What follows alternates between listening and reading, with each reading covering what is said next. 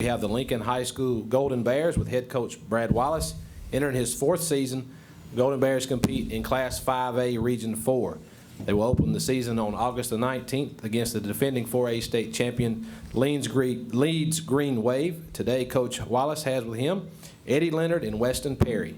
First off, I want to introduce my two guys I've got with me. I've got Eddie Leonard.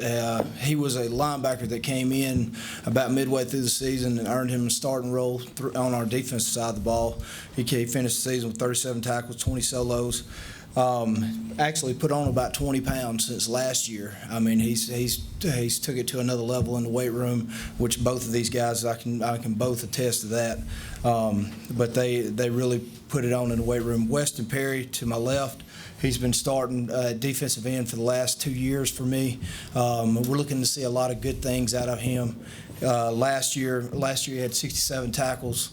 Had 45 solos and 6 sacks. So I mean, he's one of our major players that we have on our defensive side of the ball. If y'all want me to give you a spiel, I may be able to answer some of your questions at the beginning if you want me to. Last year we lost 2 players that were phenomenal athletes for us. One of them accumulated about 2,000 yards of offense for us last year, and that's Zay Caldwell. That's between throwing and passing the ball.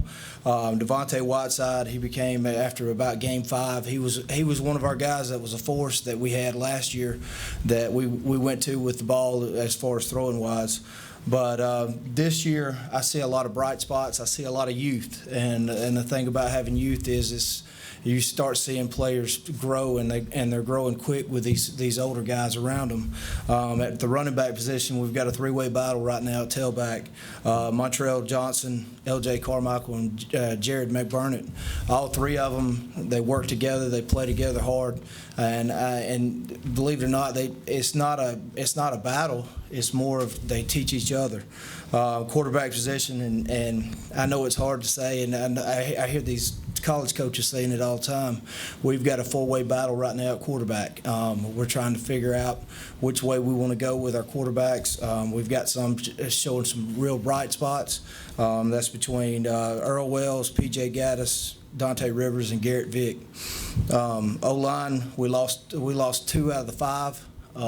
We've already kind of replaced them.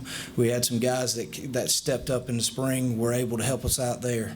Receiving core looks pretty good. We've got a freshman that's in our bright spot, Montez Hall. Defensively, we've got 6 starters returning. I think the big thing for us last year was about game 5, and our leadership started showing up, and it was something that we learned as players. I think we learned as coaches. I mean, the leadership's got to be there at the beginning of the season, and it's got to roll through practices during the hot days when things aren't going their way, and go through the first part of the season. That way we can get rolling. And these guys, the thing about this team that I'm so proud about is when we came in January, they all had goals. They all had objectives of what they were going to do in the weight room, and that was just the beginning. And then we went into spring practice, and I thought we had one of our best spring practices we've had since I've been here, and we got a lot accomplished during spring. Coming off of that from last year, I think our kids just they want to strive to do better. First time not being in the playoffs in about 4 or 5 years, and that kind of hit them in the heart a little bit. In these meetings with each other and stuff, try to get the young guys in, try to step up and try to be the leader for them, because they gonna do whatever we do because they look up to us, and I look up to my big brothers, the seniors and stuff. We all like a big family, and so we gotta come together. Getting the young guys involved is really what I would like to get more young guys involved, just because they're going to be, or once we're gone, that's going to be the Lincoln football team, and I don't know, just bringing them in. That's okay. And it's more than football because, I mean, to be honest with you, you've got to become brothers, you've got to become family before you can get it done together. And you can't just go out and have a bunch of me's walking around on the field and expect to be good. You've got to have a group that comes together and wants to play together as a team and has each other's back. Is a big rival that we're trying to renew. Last few times that we've played them, I guess every time that we've played them, we've been beat. We're 0-10 against Sylacauga right now, and that's going to be one of our steps as we go through the season.